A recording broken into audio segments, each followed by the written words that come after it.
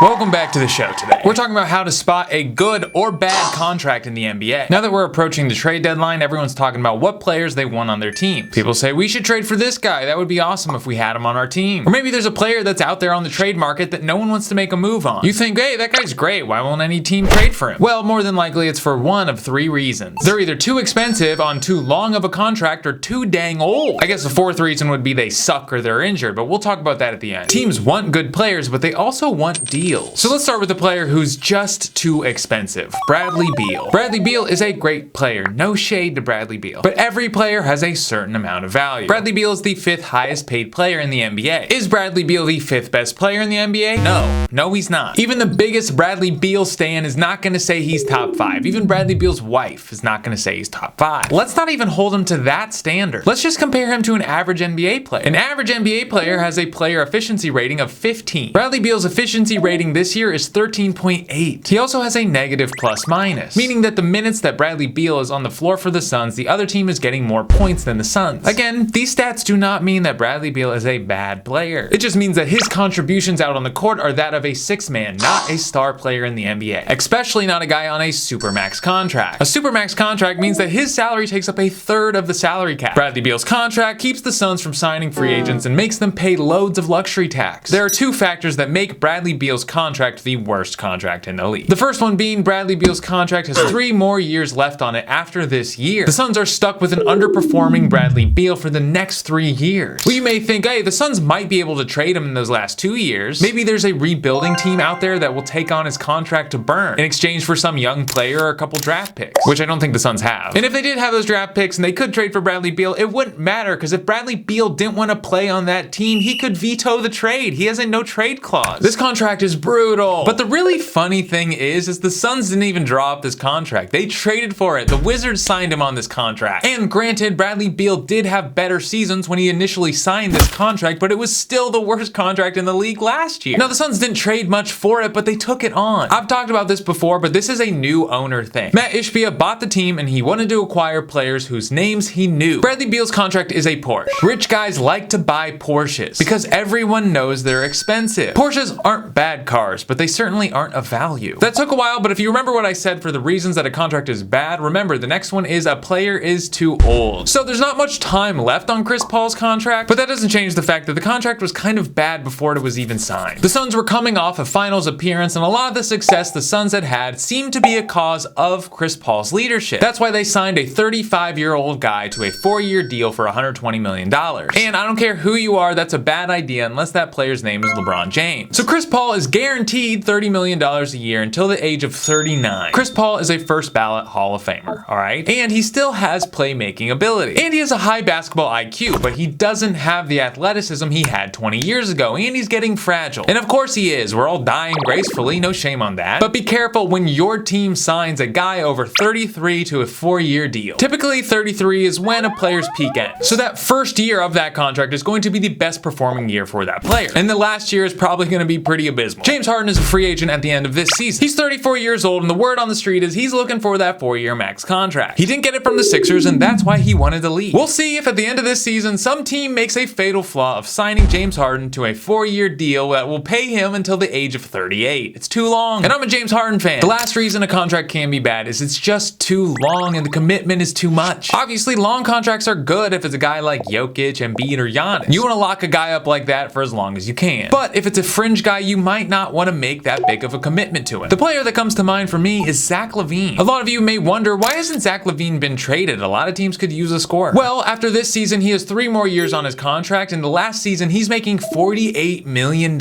He is on a contract that is a 4th of the salary cap. It's a max contract. You may think, well, he's a star player. He should make that much money. Not really. If you look at Zach LaVine's stats, they're not actually that great, and they don't amount to winning. His PER and his BPM are only slightly above average for his career. This season, his efficiency rate is 15.1. Remember, 15 is the average, meaning he's barely an average player. His value over replacement is negligible. That means his replacement, Kobe White, is giving you basically the same thing. And if you're not an advanced stat guy, the other reason his contract is scary is he's had multiple different injuries this year and he's missed a lot of time. And remember what I said, players don't get more durable and they don't get more available the older they get. Let's talk about a good contract though. My favorite contract in the league is Bruce Brown's. The Nuggets obviously wanted to bring back Bruce Brown. Brown, he's good. But they didn't really have the money. All they could really offer him was $8 million a year. So the Pacers swooped in, offered him $45 million for 2 years. You may say, Joe, that's a lot of money for Bruce Brown. I don't think that's a great contract. Well, the second year is a team option, meaning that Bruce Brown is guaranteed $22 million for this season. That's 3 times the amount that Denver would have paid him. But at the end of the season, the team he's on can decide if they want to keep him for that last year for $23 million,